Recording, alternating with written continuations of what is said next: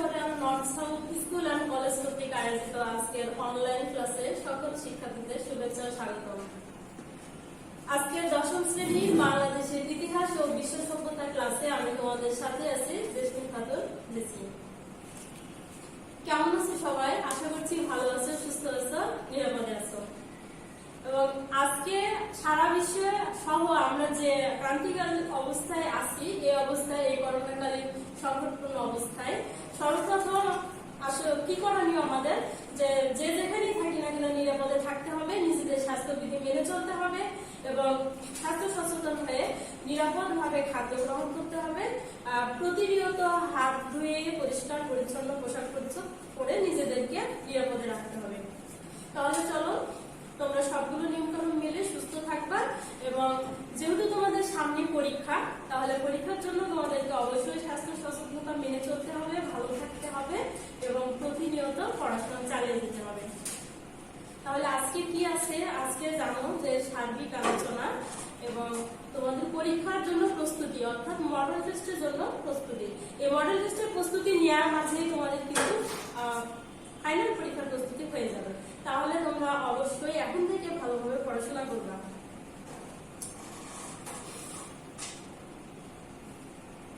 আজকের পাঠে কি আছে এবং কি শিখবে আজকের এই সার্বিক আলোচনার মধ্যে, যে প্রথম মডেল লিস্টে নির্ধারিত অধ্যায় সম্পর্কে তোমরা জানতে পারবে, প্রশ্নের ধরন সম্পর্কে জানতে পারবে, প্রশ্নের মানদণ্ড সম্পর্কেও জানতে পারবে। প্রশ্নের ধরন আসলে কি, প্রশ্নের ধরনটা কেমন? কয় ধরনের প্রশ্ন হয় তোমাদের? দুই ধরনের, তাই না? একটা কি সৃজনশীল, সৃজনশীল কয়টা থাকে? 11টা থাকে। 11টা সৃজনশীলের মধ্যে তোমাদের উত্তর দিতে হয় যে কোনো 60টি, এবং এই 60টি প্রশ্নের উত্তরে কি, যে 60টি প্রশ্নের উত্তরে একটা করে সৃজনশীলের জন্য 10 মার্কস, অর্থাৎ 7 10 70 মার্কস। এখানে সৃজনশীলের তোমাদের পূর্ণ মান হচ্ছে 70। তারপর দ্বিতীয় প্রশ্ন কি, যে বহু নির্বাচনী প্রশ্ন। এই বহু নির্বাচনী প্রশ্ন কতটা থাকে? 30টি থাকে। এই 30টি প্রশ্নের 30টাই উত্তর দিতে হয় এবং সেখানে 30 মার্কস। এই ফলে তোমাদের টোটাল মার্কস কত? 100।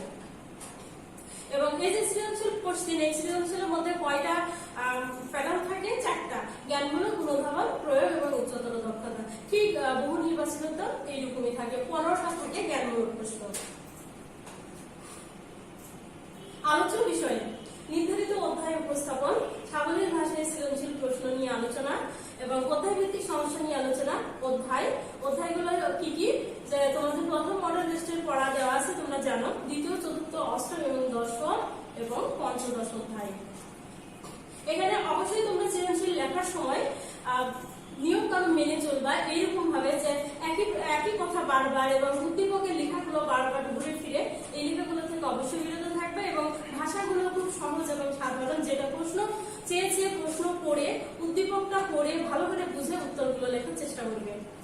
আচ্ছা, চলে এসেছি আমি দ্বিতীয় অধ্যায়। দ্বিতীয় অধ্যায় কি ছিল? বিশ্ব সভ্যতা। এখানে আমি দুটো বিষয় নিয়ে আসছি, যেহেতু তোমাদের গত বছর বা 20 সালে যারা পরীক্ষা দিয়েছে তাদের জন্য ছিল চলে আসতে দুটো সভ্যতা। এই অধ্যায় ছিল 4টা সভ্যতা, সিন্ধু, মিশরীয়, রোমান এবং গ্রিক। সেখানে চলে আসতে সিন্ধু সভ্যতা এবং রোমান সভ্যতা। তাহলে স্বাভাবিকভাবে তোমাদের জন্য মিশরীয় এবং গ্রিক সভ্যতা বেশি গুরুত্বপূর্ণ। এই সভ্যতা দুইটা তোমরা ভালোভাবে চর্চা করবে। আসছি এই সভ্যতার পটভূমি, ধর্মবিশ্বাস। গ্রিক সভ্যতার সাহিত্য, ধর্ম, বিজ্ঞান ও দর্শন। মিশরীয় সভ্যতা, এই মিশরটা আসতে কোথা থেকে? এটা আসলে নীল নদের অববাহিকায় এই সভ্যতাটা গড়ে ওঠে এবং এই নীল নদকে কেন্দ্র করে যে সভ্যতাটার আবির্ভাব হয়। পূর্বে যেহেতু মিশরকে সর্বপ্রথম যে বলা হয় নীল নদের দান, এবং এই কথাটা বলেছেন ইতিহাসের জনক হেরোডোটাস। নীল নদ না থাকলে মিশরের উৎপত্তি হতো না এবং নীল নদকে কেন্দ্র করে এই সভ্যতার বিকাশ। সেক্ষেত্রে নীলনদকেই বলা হয় মিশরের দান। কথাটি উক্তিটি কার? এটা অনুধাবনমূলক প্রশ্ন, ভালোভাবে বুঝিয়ে তোমরা লিখবা এইভাবে, যে যেহেতু প্রতি বছর নীল নদের বন্যায় প্লাবিত হয় এবং দ্বীপগুলো উপচিয়ে পড়ে এবং প্লাবিত হয়ে যাওয়ার পরে বন্যা শেষে এই দুপাশে উর্বর ভূমিতে প্রচুর উৎপাদন হয় এবং যার কারণে আস্তে আস্তে এই কৃষিভিত্তিক মিশরটা অর্থনৈতিক দিকে উন্নত হতে থাকে এবং সভ্যতাটা ক্রমান্বয়ে ধারাবাহিকভাবে বিকশিত হতে থাকে। আফ্রিকা মহাদেশের উত্তর পূর্বাংশে বর্তমান যে দেশটির নাম ইজিপ্ট, সে দেশটিরই প্রাচীন নাম হচ্ছে মিশর। মিশরের সভ্যতার এখানে সর্বপ্রথম এদের সভ্যতায় যে অবদান, এই অবদানগুলোর মধ্যে কি ছিল? লিখন পদ্ধতি ও কাগজের আবিষ্কার। এছাড়া তারা স্থাপত্য, ভাস্কর্য শিল্প সকল ক্ষেত্রেই অবদান রেখেছে। তার মধ্যে লিখন পদ্ধতিটা আমরা ভালোভাবে দেখবো, এই জন্য যে আজকে আমরা যা মনের ভাব প্রকাশ করছি, লিখছি, আজকে আমরা যে পড়াশোনা করছি, তারা আসলে সর্বপ্রথম এটা মিশরীয়দের কাছ থেকে আমরা এই জ্ঞানটা পেয়েছি। সর্বপ্রথম তারা 24টি ব্যঞ্জন বর্ণের আবিষ্কার করে এবং এই ব্যঞ্জন বর্ণগুলোকে তারা চিত্রলিপি বলতো এবং এটাকে তারা চিত্রলিপিটাকে তারা প্রথমে লিখে মনের ভাব প্রকাশ করতো, যেটাকে তারা বলে পবিত্র অক্ষর বা হায়ারোগ্লিফি। এবং এইটাকে সর্বপ্রথম তারা লিখিত আকারে প্রকাশ করতে থাকে, যার কারণে তারা নলখাগড়া জাতীয় গাছের কাণ্ড থেকে মণ্ডপ তৈরি করে এবং সেখান থেকে কাগজ বানাতে শুরু করে এবং সেই কাগজে তারা লিখতে শুরু করে। এই কাগজটার নাম সর্বপ্রথম গ্রিকরা দেয় প্যাপিরাস। এই প্যাপিরাস শব্দ থেকে পেপার শব্দের উৎপত্তি। এছাড়া ঠিক মিশরে নেপোলিয়ন বোনাপার্ট একটা যখন সফরে আসেন, সেখানে একটা স্টোন আবিষ্কার করেন, সেটাকে বলা হয় রোসেটা স্টোন, যাতে গ্রিক এবং হায়ারোগ্লিফিক ভাষায় মিশরের ইতিহাস লেখা ছিল। সেখান থেকে মিশরের সাহিত্য, সভ্যতা, সংস্কৃতি সম্পর্কে আরো বিস্তারিত তথ্য পাওয়া যায়। তাহলে এছাড়া তাদের সভ্যতাতে অবদান ছিল জ্যামিতি এবং পাটিগণিতের ক্ষেত্রে। তারা গণিতের প্রচলন জানতো, তারা যোগ বিয়োগ এবং গুণের ব্যবহার জানতো। তারা সর্বপ্রথম সূর্য ঘড়ি, ছায়া ঘড়ি, আজকে আমরা যে টাইম দেখার জন্য ঘড়ি ব্যবহার করি, সেটা তাদেরই অবদান। 365 দিনের বছর, সেটা তারা প্রথম আবিষ্কার করে। আজকে আমরা যে ক্যালেন্ডার ব্যবহার করি, সেটাকে তারা সৌরপঞ্জিকা হিসেবে সর্বপ্রথম আবিষ্কার করে। এই যে দেখো যে চিত্রটা, এটা ঠিক তাদের সেই পবিত্র লিপি, এবং এই লিপিটাকে তারা কি বলতো? হায়ারোগ্লিফি বলতো। আসছে গ্রিক সভ্যতায়। দেখো এটা হচ্ছে যে ছবিটা প্রথমে দেখতে পাচ্ছ, এটা হচ্ছে গ্রিসের রাজধানী এথেন্স। এথেন্সকে কেন্দ্র করে গড়ে ওঠে যে সভ্যতা, এটা গ্রিসের মূল উপদ্বীপে আসলে এই সভ্যতাটা গড়ে ওঠে। গ্রিসের আমি এখানে যে বিষয়টা নিয়ে আসছি, সাহিত্য, ধর্ম। এখানে গ্রিসের অবদান ছিল সভ্যতায় অনেক, এবং তাদের যে অবদানটা বিভিন্ন সাহিত্য, দর্শন, এগুলোর মধ্যে সাহিত্য চর্চায় তারা বেশ মনোনিবেশ ছিলেন। এবং সর্বপ্রথম তারা মহাকবি হোমারের ইলিয়াড এবং ওডিসি মহাকাব্য থেকে এই গ্রিসের অজানা তথ্যগুলো বের হয়ে আসে। এবং হোমারের ইলিয়াড, ওডিসি মহাকাব্যের মধ্যে গ্রিকদের ভাস্কর্য, স্থাপত্য এবং তাদের ধর্মীয় বিশ্বাস সম্পর্কে পরবর্তীতে সভ্যতার যে নিদর্শন হিসাবে প্রকাশ পায়। দর্শন ও বিজ্ঞান। পৃথিবী কিভাবে তারা দার্শনিক ক্ষেত্রে অনেক উন্নত ছিল, তারা এই সর্বপ্রথম তারা দার্শনিক চিন্তার আবির্ভাব ঘটে এবং তাদের প্রথম দিককার দার্শনিক ছিলেন থালেস। এবং এখানে দার্শনিকদের সক্রেটিস ছিলেন তাদের মধ্যে খ্যাতিমান, এবং তারাই সর্বপ্রথম প্রমাণ করেন যে পৃথিবী কিভাবে সৃষ্টি হয়েছে এবং সূর্যগ্রহণের যে প্রাকৃতিক কারণ আছে, সেটা তাদের যে যুক্তিবাদী দার্শনিক ছিলেন তাদেরকে বলা হতো সোফিস্ট। এই সোফিস্টরাই সর্বপ্রথম এটা আবিষ্কার করেন যে সূর্যগ্রহণের জন্য এটা প্রাকৃতিক কারণে হয়ে থাকে। গ্রিকরাই সর্বপ্রথম পৃথিবীর প্রথম মানচিত্র অঙ্কন করেন। এছাড়া তারা এটা প্রমাণ করেন যে পৃথিবী একটি গ্রহ, তাদের নিজস্ব আলো নাই, এবং এটা তারা সর্বপ্রথম নির্মাণ করেন যে বজ্র ও বিদ্যুৎ জিউসের ক্রোধের কারণে নয়, এটা প্রাকৃতিক কারণে হয়। যেহেতু তাদের প্রধান দেবতা ছিল জিউস, তোমরা অবশ্যই জানো, গত ক্লাসে আমি বলেছিলাম তাদের 12টি দেব দেবী ছিল, তাদের মধ্যে তাদের প্রধান দেবতার নাম হচ্ছে জিউস। তারা মনে করতো তাদের এই দার্শনিক চিন্তার আবির্ভাবের আগে তারা মনে করতো যে জিউসের ক্রোধের কারণে বজ্র বিদ্যুৎ হয়, কিন্তু সর্বপ্রথম তারা এটা প্রমাণ করে যে এটা আসলে প্রাকৃতিক কারণে হয়। এছাড়া তারা সভ্যতাতে প্রমাণ করে যে পিথাগোরাস যে জ্যামিতির পণ্ডিত এবং পদার্থবিদ্যায় পারদর্শী ছিলেন, এটা তারাই ঠিক এখানে সর্বপ্রথম তাদের আবিষ্কার থেকে চলে আসে। আচ্ছা, এই ছিল দ্বিতীয় অধ্যায়ের গুরুত্বপূর্ণ তথ্য। আমি চলে যাচ্ছি চতুর্থ অধ্যায়ে। চতুর্থ অধ্যায়ের নাম কি? প্রাচীন বাংলার রাজনৈতিক ইতিহাস। এখানে যেটা তোমাদের জন্য সব থেকে ইম্পর্টেন্ট, সেটা হচ্ছে মাছনাই ও পাল বংশ, প্রাচীন বাংলার শাসন ব্যবস্থা। এখানে শশাঙ্ক এবং স্বাধীন বঙ্গরাজ্য চারটা ছিল, শশাঙ্ক এবং সেন বংশ।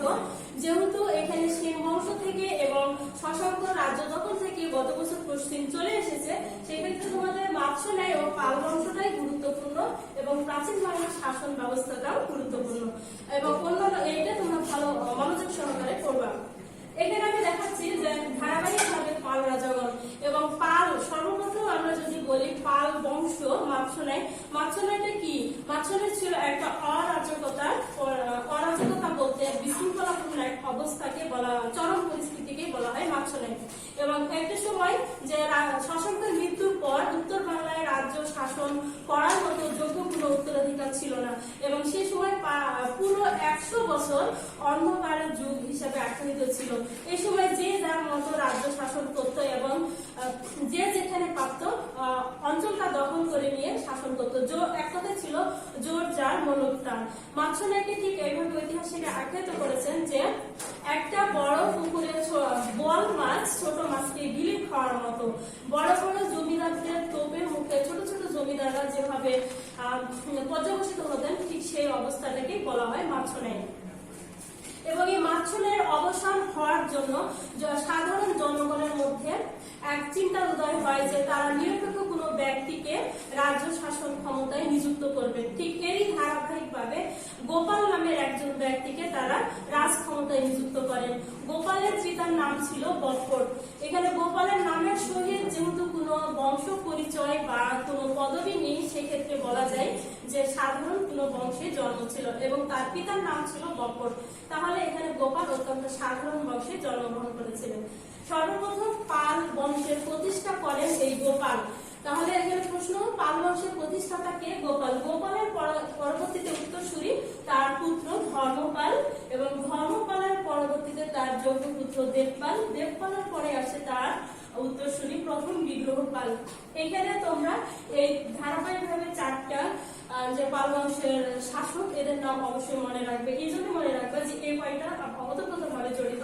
এছাড়া প্রথম বিগ্রহ পালের পরে আসে নারায়ণ পাল এবং নারায়ণ পালের পরে আসে দ্বিতীয় বিগ্রহ পাল। দ্বিতীয় বিগ্রহ পরে আসেন প্রথম মহিপাল এবং প্রথম মহিপালের সময় পাল বংশের রাজত্বকালটা কিছুটা প্রথম বিগ্রহ পালের পর যখন নারায়ণ পাল ক্ষমতায় আসেন ঠিক সেই সময় পাল বংশের শাসন ব্যবস্থাটা অনেক দুর্বল হয়ে যায় এবং পরবর্তীতে চলে আসে নারায়ণ পাল এবং দ্বিতীয় মহিপাল এবং দ্বিতীয় মহিপালের পরবর্তীতে আরো দুর্বল, এই সময় দুর্বল শাসকরা চলে আসে এবং দুর্বল শাসকদের পরবর্তীতে আসে রামপাল। ওকে, কি বলছিলাম সুপ্রিয় শিক্ষার্থীবৃন্দ? আমি ধারাবাহিকভাবে পাল রাজাদের সম্পর্কে আলোচনা করছিলাম। তাহলে সর্বপ্রথম গোপালের পর তার যোগ্য পুত্র ধর্মপাল। ধর্মপাল ছিল পাল বংশের সর্বশ্রেষ্ঠ উত্তরাধিকার এবং ধর্মপালকে বলা হয় যে পাল বংশের একনিষ্ঠ সাধক। ধর্মপালের আসলে এরকম একটা প্রশ্ন যে ধর্মপালের ধর্ম বিদ্বেষ নেই, এইরকম প্রশ্ন আসে যে ধর্মপাল ধর্মীয় গোড়ামিকে তার রাজত্বকালকে ধর্মীয় গোড়ামি নির্দেশ করে। এইগুলো থেকে আসছে যে ধর্মপাল বৌদ্ধ ধর্মের একজন পৃষ্ঠপোষক ছিলেন এবং তিনি সর্বপ্রথম এই যে পাল বংশ বললেই পাহাড়পুর বৌদ্ধ বিহারের নামটা চলে আসে। এইখানে ঠিক পাল রাজত্ব গড়ে ওঠে। এই পাহাড়পুর বা সোমপুর মহাবিহার, এই বৌদ্ধ বিহারটা আসলে ধর্মপাল প্রতিষ্ঠা করেন এবং ধর্মপালের রাজত্বকালে চলে আসে। এখানে 1781 সালে ধর্মপালের রাজত্বকাল শুরু হয় এবং তিনি সকল রাজত্বকাল শেষে তার যোগ্য উত্তরাধিকারী হিসেবে দেবপাল ক্ষমতায় আসেন। তারপরে চলে আসে দেবপালের পরে আসে প্রথম বিগ্রহপাল। চলে যাচ্ছি আমি পাল বংশের সর্বশেষ এবং সফল শাসক রামপাল। এখানে যে ছবিটা দেখো ভীম ও রামপাল লেখা আছে। পাল বংশের সর্বশেষ সফল শাসক ছিলেন রামপাল। কেন?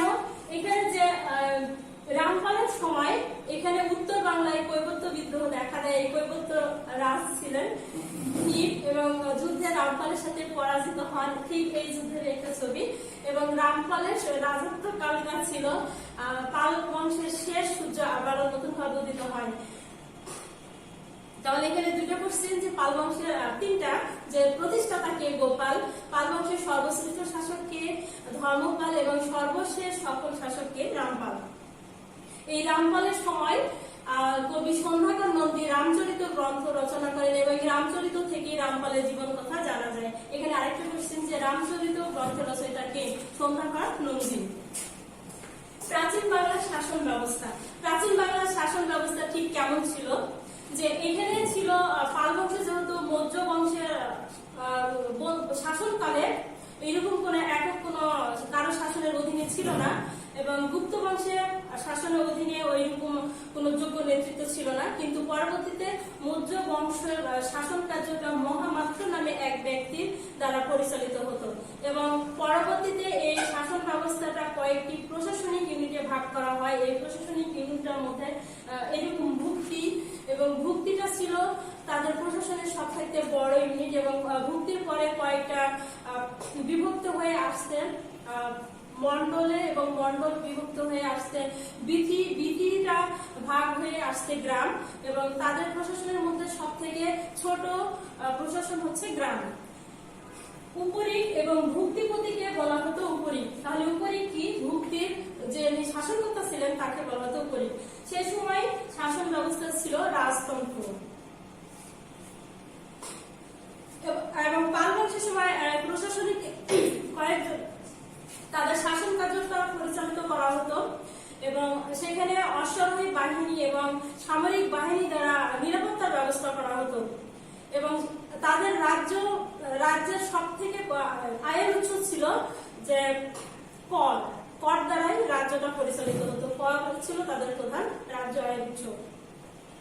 এবার আমার চতুর্থ অধ্যায় শেষ, আমি চলে আসছি অষ্টম অধ্যায়ে। অষ্টম অধ্যায় কি? ইংরেজ শাসনের সূচনা পর্ব। এই অষ্টম অধ্যায় থেকে তোমাদের জন্য যে দুটো টপিক সব থেকে গুরুত্বপূর্ণ সেটা হলো পলাশীর যুদ্ধ আর অন্যটা বকছারের যুদ্ধ। গত 2020 সালে যেহেতু দ্বৈত শাসন এবং চিরস্থায়ী বন্দোবস্তের উপর কোশ্চেন চলে আসছে, তাহলে তোমাদের জন্য পলাশীর যুদ্ধ এবং বকছারের যুদ্ধই গুরুত্বপূর্ণ। এই দুইটা খুব ভালোভাবে চর্চা করবে। পলাশীর যুদ্ধ।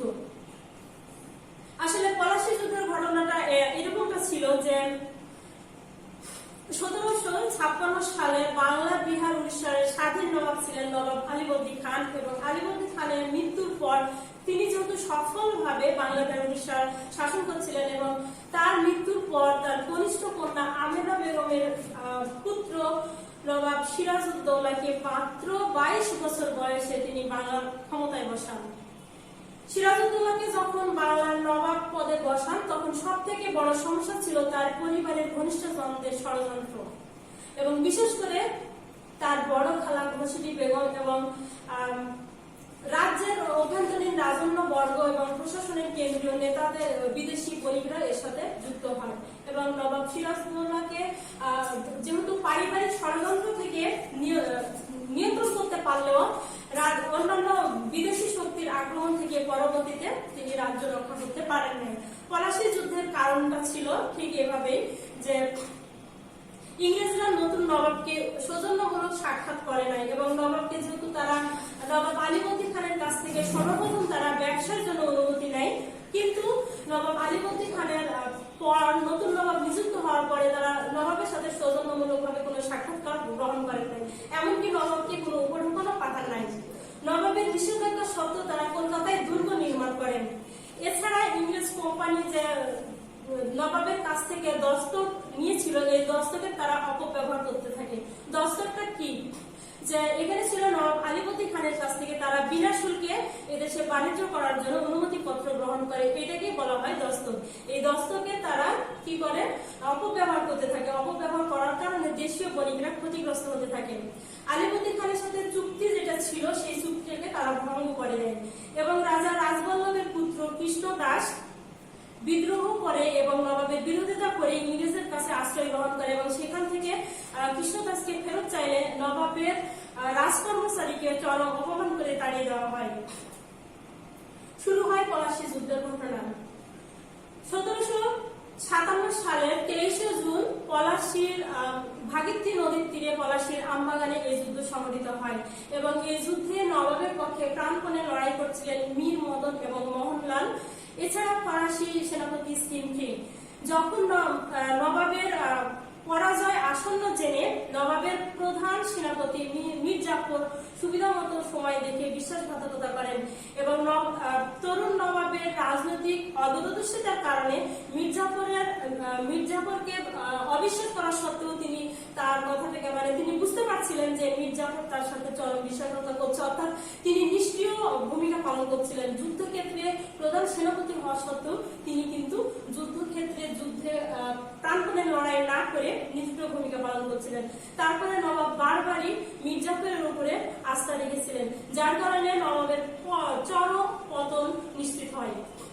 পলাশী যুদ্ধের ফলাফল। এই যুদ্ধের ফলাফলে কি ছিল? নবাবের পরাজয় ছিল এবং মৃত্যু। এছাড়া ইংরেজরা দ্রুত গতিতে এদেশে শাসন ক্ষমতায় সরাসরি চলে আসে এবং ফোর্ট উইলিয়াম দুর্গ নির্মাণ করে, এই দুর্গটা ছিল, এই যে দেখো যে ছবিটা, এটা ছিল ফোর্ট উইলিয়াম দুর্গ। এই ফোর্ট উইলিয়াম দুর্গটা নির্মাণ করা হয় 1700 সালে। এটা ছিল ইংলিশ কোম্পানি, ইস্ট ইন্ডিয়া কোম্পানির সব থেকে শক্তির প্রাণকেন্দ্র এবং এই কোম্পানিটা এই যুদ্ধের ফলে ব্যবসায়ের জন্য শাসন ক্ষমতা তারা হাতে নিতে পারে এবং দ্রুত গতিতে তাদের ব্যবসায়িক কার্যক্রম ছড়িয়ে পড়ে, অর্থাৎ এখানে ভারতীয় উপমহাদেশে তারা বিস্তার লাভ করে। চলে এসছি বক্সারের যুদ্ধ। বক্সারের যুদ্ধ কত সালে হয়েছিল? 1764 সালে। এই বক্সারের যুদ্ধ কার সাথে সংঘটিত হয়েছিল? বক্সারের যুদ্ধ সংঘটিত হয়েছিল মীর কাসেম এবং মেজর মনরো। এই মীর কাসেম ছিলেন একজন দূরদর্শী, উদার নৈতিক এবং সচেতন রাজনীতিবিদ এবং তিনি স্বাধীন চেতা নবাব ছিলেন। তিনি চেয়েছিলেন বাংলাদেশের স্বাধীনতা সূর্য রক্ষা করার জন্য। এই স্বাধীন চেতা নবাব 1717 সালে মুঘল সম্রাটের যে ফরমান ছিল দস্তক, এই দস্তক নামের ফরমান, এই ছাড়পত্রটাকে তিনি এটা নিষেধাজ্ঞা করেন, যার কারণে এছাড়াও ছিল যে 1763 সালে পাটনার কুঠি দখল করে নেয় অধ্যক্ষ এলিস। এই বিভিন্ন কারণে এছাড়া রাজ্যের নিরাপত্তা করার জন্য তিনি রক্ষী বাহিনী গঠন করেন এবং রাজ্যের নিরাপত্তার জন্য তিনি বিভিন্ন ভাবে বাহিনী নিয়োগ করেন। পরবর্তীতে ইংরেজরা মীর কাসেমের ক্ষুব্ধ হয়ে যান এবং পরবর্তীতে 1764 সালে বক্সার নামক স্থানে চূড়ান্ত যুদ্ধ সংঘটিত হয়। বক্সারের যুদ্ধের ফলাফলটা ছিল এরকম যে উপমহাদেশে ইংরেজদের প্রভাব এবং মর্যাদা বৃদ্ধি পায় এই যুদ্ধের ফলে এবং এই যুদ্ধে মীর জাফর পরাজিত হন এবং বাংলার স্বাধীনতার শেষ আশাটুকু নিশ্চিহ্ন হয়ে যায়। পরাজিত হওয়ার পরে অযোধ্যার নবাব রহিলাম খন্ডে পালিয়ে যান এবং এখানে ছিল তিনটা শক্তি, যে অযোধ্যার নবাব এবং মুঘল সম্রাট, এছাড়া ছিল মীর কাসেম। এই তিনটা শক্তি মিলিত হয়ে যুদ্ধে যেহেতু ঐক্যবদ্ধভাবে সংঘবদ্ধ হয়েছিলেন, তাহলে যে যার মতো নিজের এখানে কি ছিলেন, অযোধ্যা নবাব রহিলাম খন্ডে পালিয়ে যান এবং ইংরেজরা অযোধ্যা নবাবের কাছ থেকে কারা এবং এলাহাবাদ হস্তগত করতে সক্ষম হন। এটা কারা এবং এলাহাবাদ ছিল তাদের একটা শক্তির প্রাণকেন্দ্র।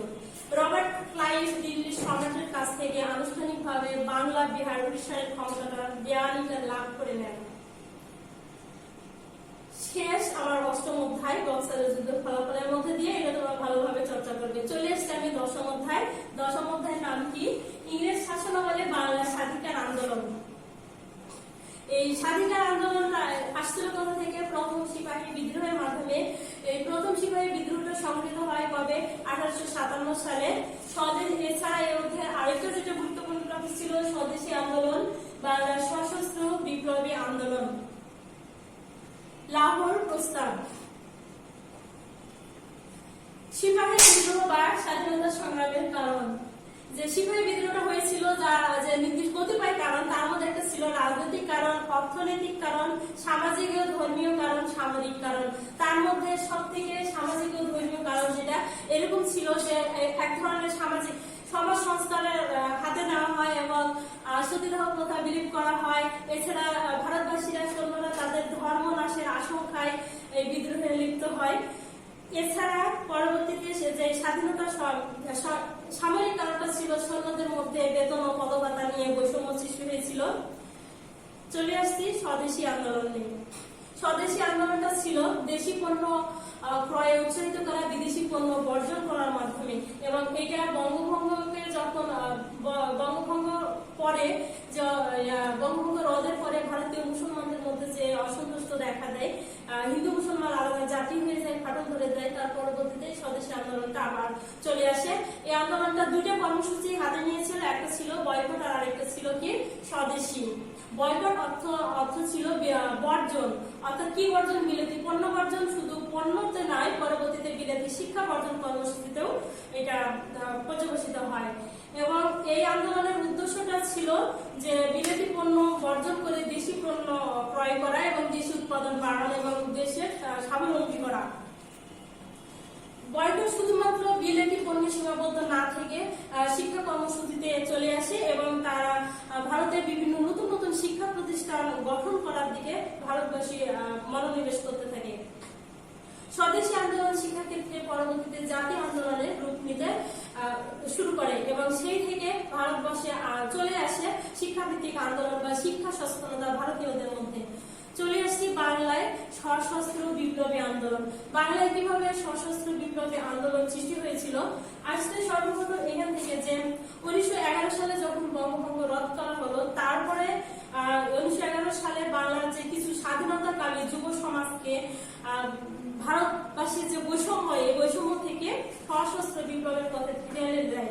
এই ঠেলে দেয়টা এই জন্য যে স্বদেশী আন্দোলনের যে ব্যর্থতা এবং গণবিচ্ছিন্নতা এবং স্বদেশী আন্দোলন যে জাতীয় আন্দোলনে রূপ নিতে পারেনি, তার কারণে এই স্বাধীনতাকামী যুব সমাজটা অস্ত্র হাতে নিয়ে আন্দোলনে নামে এবং এই বিপ্লবী আন্দোলনটা পরবর্তীতে কিন্তু সফল হতে পারে না। এই সশস্ত্র বিপ্লবী আন্দোলনও ব্যর্থ হয়েছিল, কিন্তু ব্যর্থ হলে এর ফলাফলটা ছিল সুদূর প্রসারী।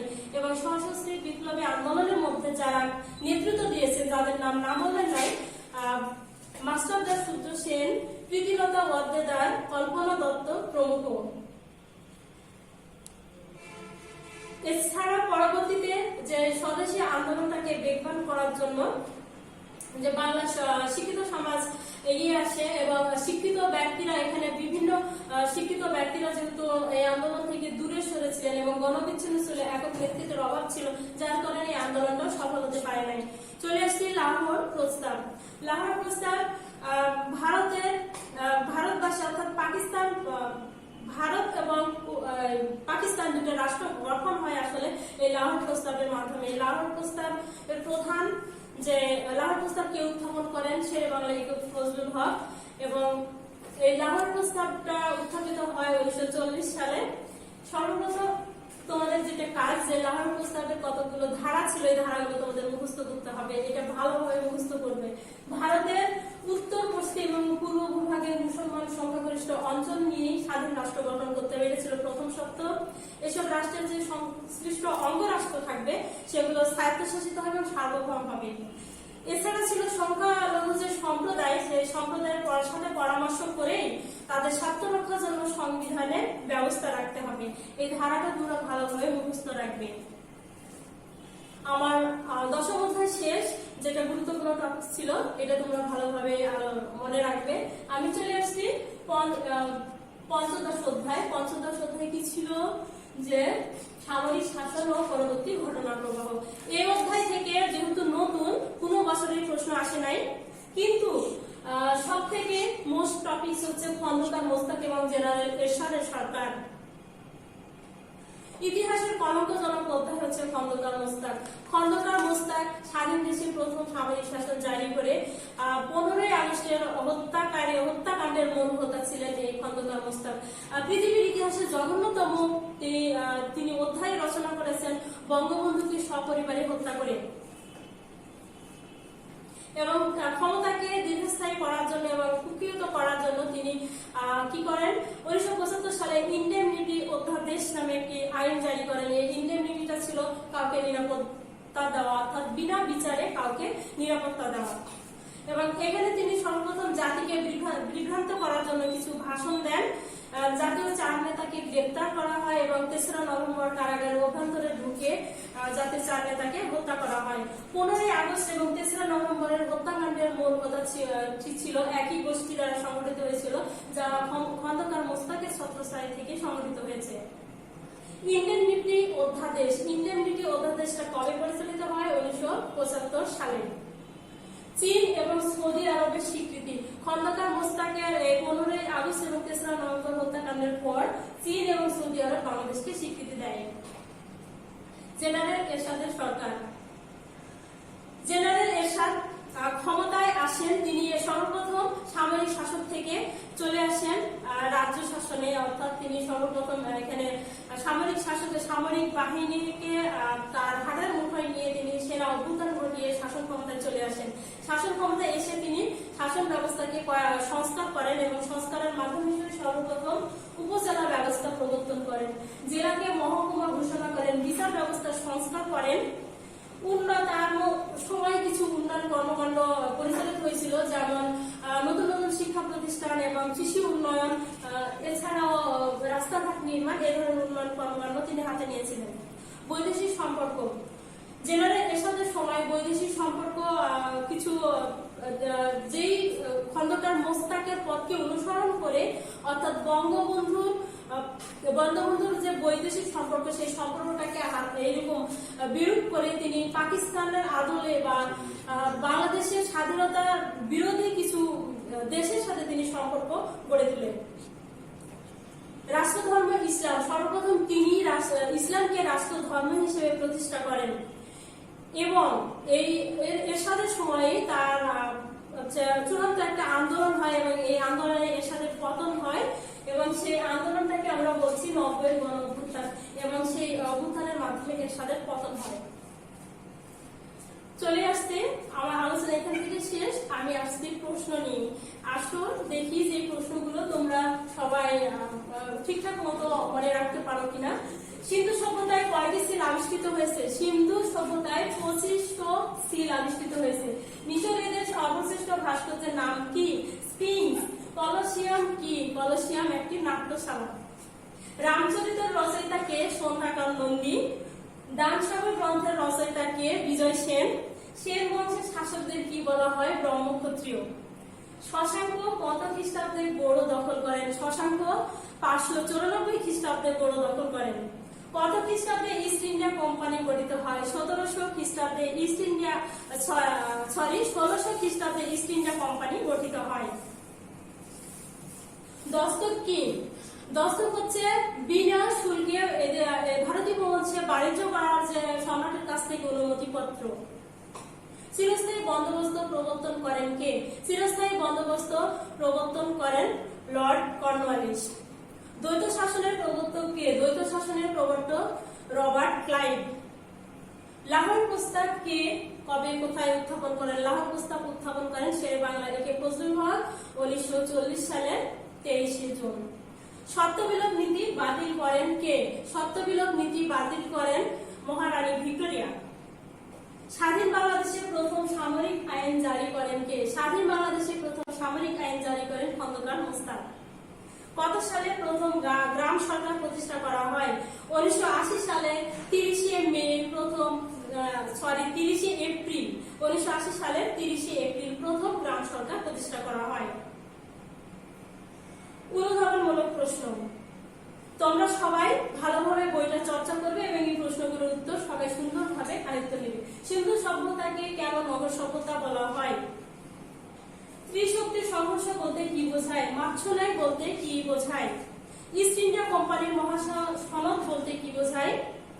বাংলা চুক্তি করা হয় কেন? লাহোর প্রস্তাবের মূল বিষয়গুলো কেমন ছিল? জালিয়ানওয়ালাবাগ হত্যাকাণ্ড কেন সংঘটিত হয়? বাংলা সশস্ত্র আন্দোলন ব্যর্থ হয়েছিল কেন? ইন্ডেমনিটি আইন বলতে কি বোঝায়? গণভোট বলতে কি বোঝায়? পরিশেষে সবাই প্রথম মডেল টেস্টের জন্য উপযুক্ত প্রিপারেশন নেবে, সবাই ভালো থাকবে, সুস্থ থাকবে এবং পরীক্ষার প্রস্তুতি নিবে। পরবর্তীতে আবারও দেখা হবে। আজকের মতো